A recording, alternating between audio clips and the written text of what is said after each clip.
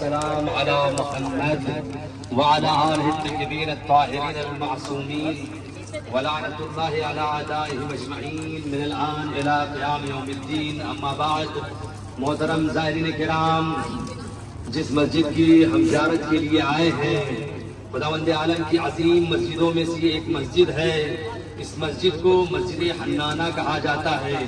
اس کے اندر ایک مقام ہے جسے مقام رأس امام حسین کہا جاتا ہے. وہی جگہ ہے جہاں امام حسین علیہ السلام کا سر مبارک رکھا گیا تھا. انشاءاللہ زیارت کریں گے. روایت میں شیخ صدوق علیہ الرحمہ نقل کرتے ہیں کہ جب ہمارے اور آپ کے چھٹے امام حضرت امام جعفر صادق علیہ السلام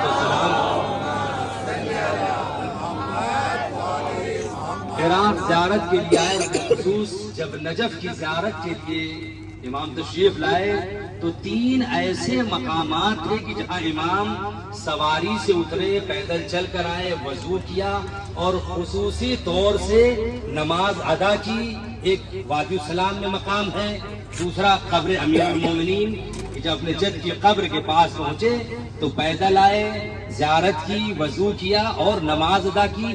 تیسرا مقام مسجد حنانہ. جب چھٹے امام یہاں تشریف لائے تو یہاں آ کر وضو کیا اور خصوصی طور سے نماز پڑھی.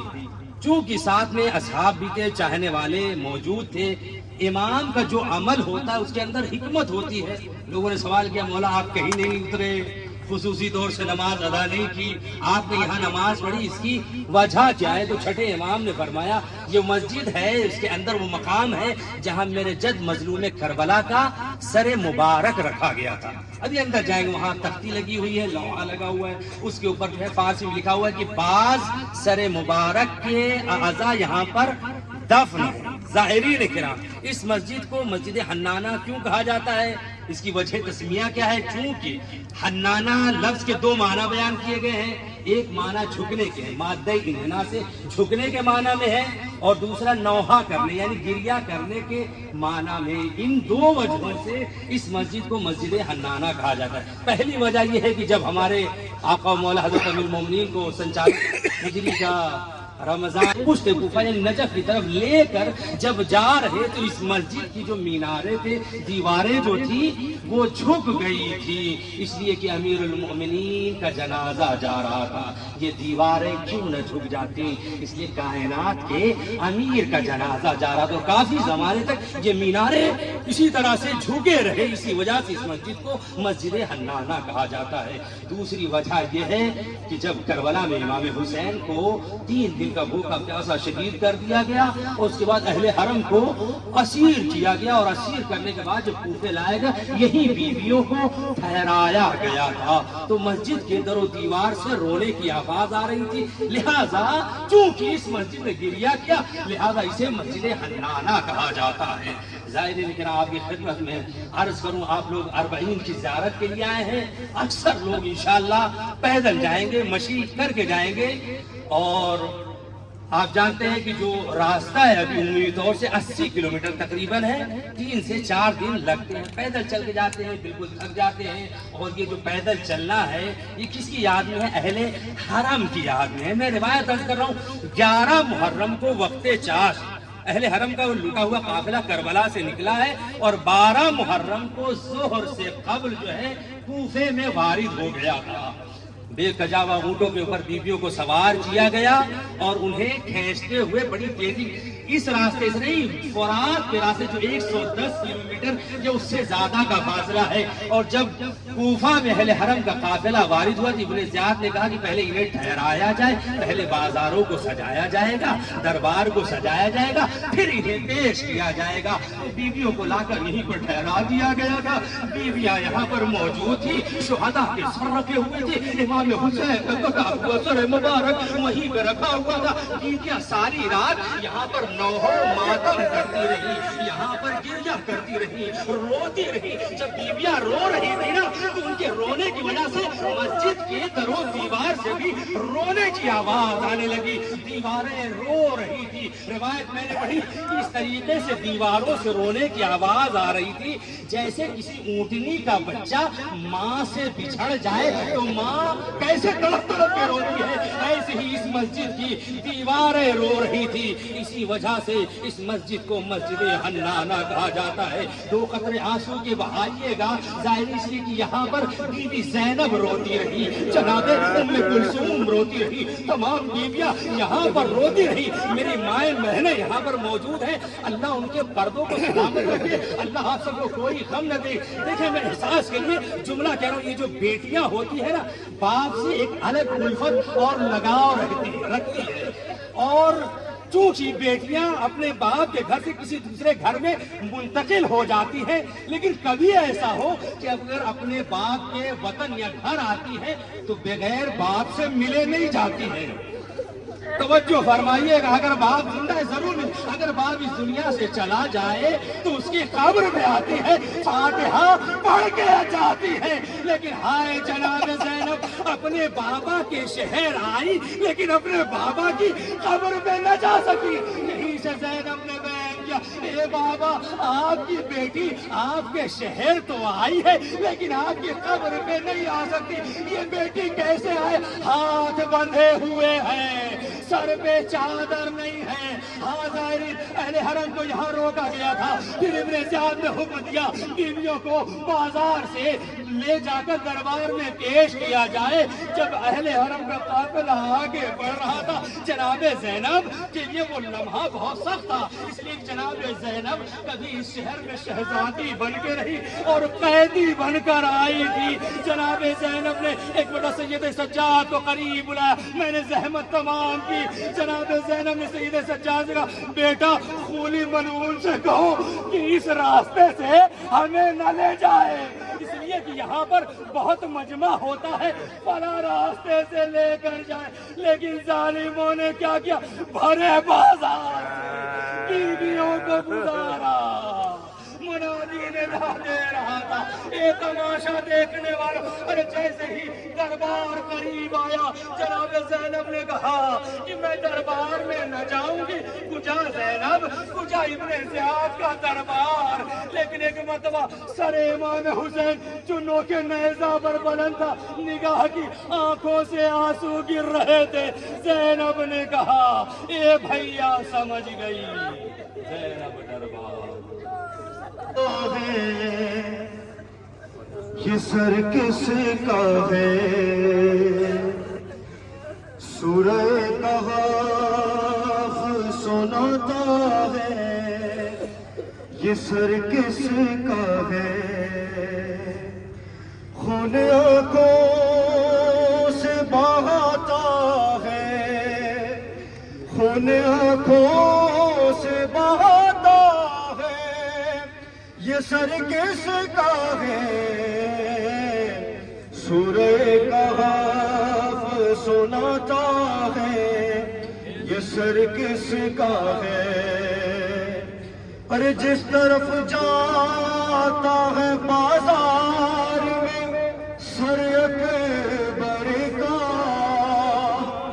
जिस तरफ जाता है बाजार में सर अकबर का, उस तरफ देखता जाता है, उस तरफ देखता जाता है।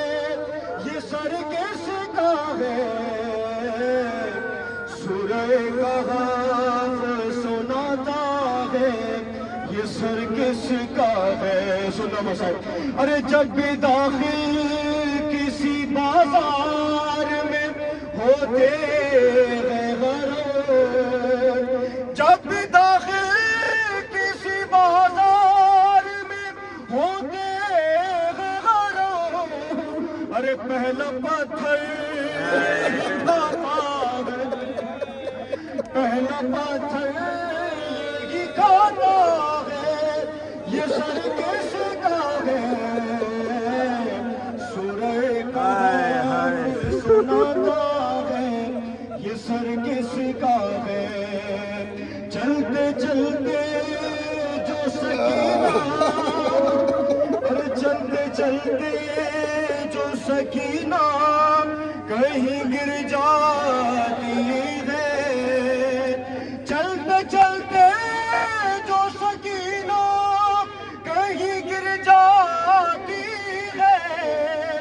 خود کو نیزے سے گراتا ہے، خود کو نیزے سے گراتا ہے، یہ سر کس کا ہے؟ سورہ کہف سناتا ہے، یہ سر کس کا ہے؟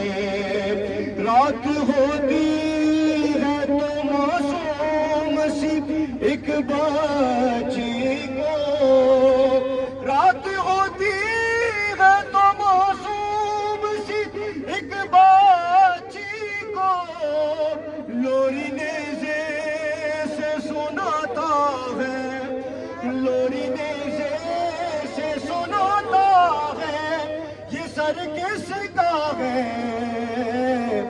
سورہ کہف سناتا ہے، یہ سر کس کا ہے؟ آخری شعر مصاحب کو سنو۔ یہ سما کاش نہ دیکھے، یہ سما کاش نہ دیکھے کوئی خواہر کی، یہ سما کاش نہ دیکھے کوئی خواہر کی، ارے شمر زلفوں سے اٹھاتا ہے، شمر زلفوں سے اٹھاتا ہے، یہ سر کس کا ہے؟ سورہ کہف سناتا ہے، یہ سر کس کا ہے؟ ایالہ کے قاتل نے ہے مارا بابا، جب مجھے آپ کے قاتل نے ہے مارا بابا، جب مجھے آپ کے قاتل نے ہے مارا بابا، ہے تماچے تھے سکینہ نے، ہے تماچے تھے سکینہ نے پکارا بابا، جب مجھے آپ کے قاتل نے ہے مارا بابا، مجھے آپ کے قاتل نے ہے مارا بابا، مجھے دنیا اپنے تحفے میں مجھے بخشے تھے، وہ جو دنیا اپنے تحفے میں مجھے بخشے تھے، ان کو بے دردی سے ظالم نے اتارا بابا، جب مجھے آپ کے قاتل نے ہے مارا بابا، جب مجھے آپ کے قاتل نے ہے مارا بابا، مجھے بالوں سے پکڑ کر ہے تماچے مارے، مجھے بالوں سے پکڑ کر ہے تماچے مارے، میں نے سر شمر سے مانگا جو تمہارا بابا، جب مجھے آپ کے قاتل نے ہے مارا بابا، ساتھ رو کے دوڑایا گیا ہے مجھ کو، بابا ساتھ رو کے دوڑایا گیا ہے مجھ کو، چور زخموں سے بدن میرا ہے سارا بابا، جب مجھے آپ کے قاتل نے ہے مارا بابا، آپ کیسی